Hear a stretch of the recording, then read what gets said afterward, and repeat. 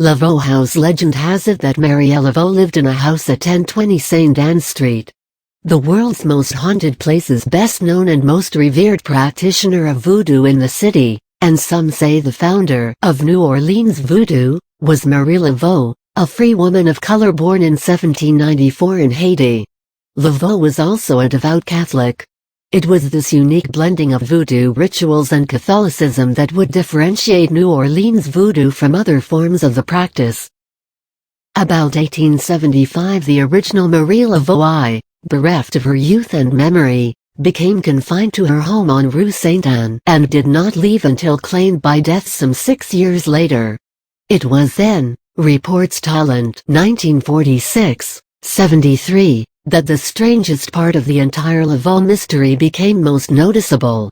For Mary Laveaus still walked the streets of New Orleans, a new Mary Laveaus too, who also lived in the St. Anne Street cottage.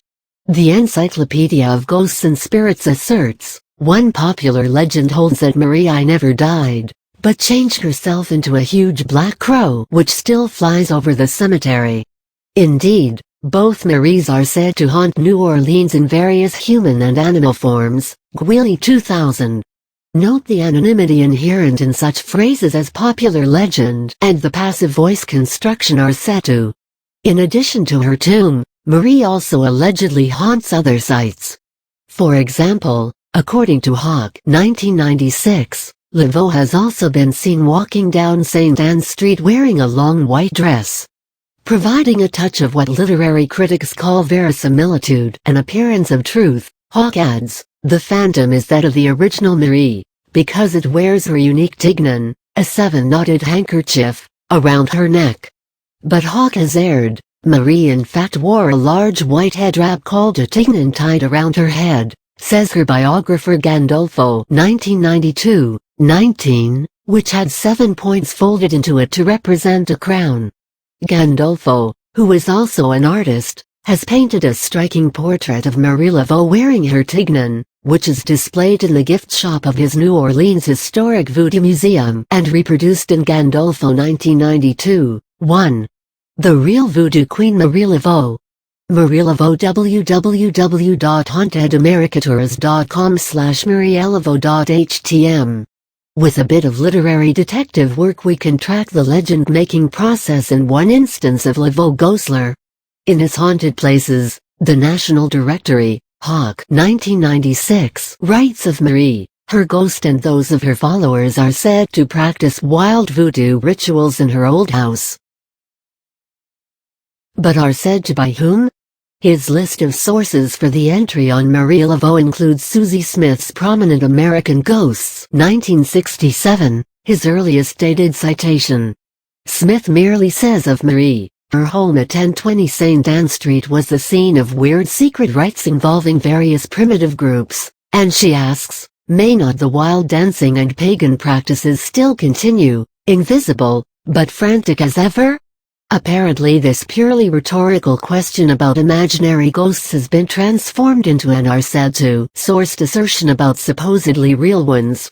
In fact, the house at 1020 St. Anne Street was never even occupied by Mary Laveaus. It only marks the approximate site of the home she lived in until her death, then numbered 152 Rue St. Anne, as shown by her death certificate. That cottage, which bore a red tile roof and was flanked by banana trees and an herb garden, was demolished in 1903. Gandolfo 1992, 14-15, 34. Many of the tales of Mary Laveaus' ghost, if not actually invented by tour guides, may be uncritically promulgated by them. According to Frommer's New Orleans 2001, we enjoy a good nighttime ghost tour of the quarter as much as anyone, but we also have to admit that what's available is really hit or miss in presentation. It depends on who conducts your particular tour and more miss than hit with regard to facts. Herchid 2000. Even the author of New Orleans Ghosts to hardly a knee-jerk debunker speaks of the hyperbolic balderdash which sometimes spews forth from the black-garbed tour guides who are more interested in money and sensationalism than accurate historical research. Klein 1999. One alleged Laveaus ghost sighting stands out. Talent 1946, 130-131 relates the story of an African American named Elmore Lee Banks, who had an experience near St. Louis Cemetery No. 1. As Banks recalled, one day in the mid-1930s an old woman came into the drugstore where he was a customer.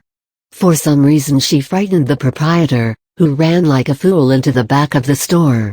Laughing, the woman asked, "Don't you know me?" She became angry when Banks replied, "No, ma'am," and slapped him.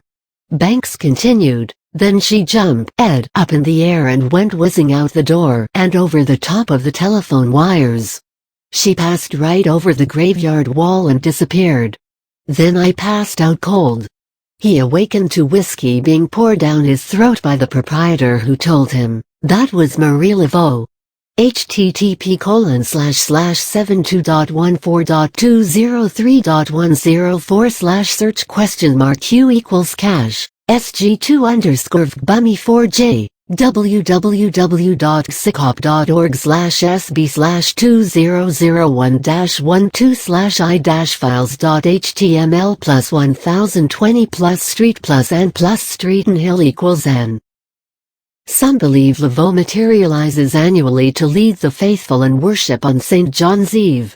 The ghost is always recognizable, they say, thanks to the knotted handkerchief she wears around her neck. A man once claimed to have been slapped by her while walking past her tomb. It is also said that Laveaus' former home at 1020 St. Anne Street is also among the French Quarter's many haunted locales. Believers claim to have seen her spirit, accompanied by those of her followers, engaged in voodoo ceremonies there.